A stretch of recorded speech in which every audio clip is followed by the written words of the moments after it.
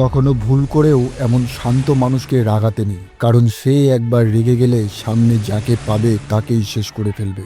আর আজ লাকিকে ভুল লোকেরা ভুল সময়ে থামিয়ে দিয়েছে। টানেলের মধ্যে গাড়ির ওপরে বসে গুন্ডা সঞ্জয় নিজেদেরকে রাজা ভাবছিল, কিন্তু এদিকে লাকি আর সহ্য করতে পারছিল না। সে চিৎকার করে বলল, এই রাস্তাটা কি তোর বাপের নাকি রে? চল গাড়ি সরা এখান থেকে।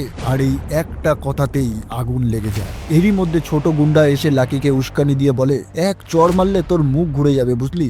এই রাস্তাটা আমাদের বাপের। ওদিকে সামনে থেকে একজন লোহার রড দিয়ে লাকির গাড়ির কাজ ভেঙে দেয়, আর ওই মুহূর্তেই লাকি বদলে যায় আর শান্ত মানুষটা পরিণত হয় যুদ্ধ দেবতায়। সে এক লাথিতে দুটো ছেলেকে উড়িয়ে দেয়, আর একটাকে বাতাসে ঘুরিয়ে আছাড় মারে, আর একটাকে সরাসরি কিক মেরে 20 মিটার দূরে ছুঁড়ে ফেলে। ওদিকে দর্শকও গাড়ি থেকে শো দেখার জন্য নেমে পড়ে, কারণ আজ ন্যায় বিচারের তাণ্ডব শুরু হয়েছে।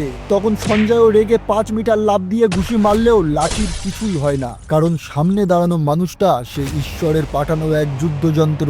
লাকি তখন গুন্ডাদের দিকে তাকিয়ে মনে মনে বলতে লাগে, আজ শিখে যাবি রে রাস্তায় কিভাবে চলতে হয়। এরপর লাকির আসল তাণ্ডব শুরু। যতক্ষণে লাকির সঞ্জয়ের গুন্ডাগুলোকে ধোলাই করতে লাগছে, ততক্ষণে তুমি ভিডিওটা লাইক করে চ্যানেলটিকে সাবস্ক্রাইব করে নাও। এরপর লাকি সঞ্জয়ের সামনে গিয়ে বলল, বাপের নাম বিক্রি করে দৌড়াস, নিজের কোনো শক্তি নেই, চল এবার কুকুরগুলো নিয়ে গাড়ি সরা এখান থেকে, সব শেষ। কমেন্টে জানাও পরের পার্ট দেখতে চাও কিনা।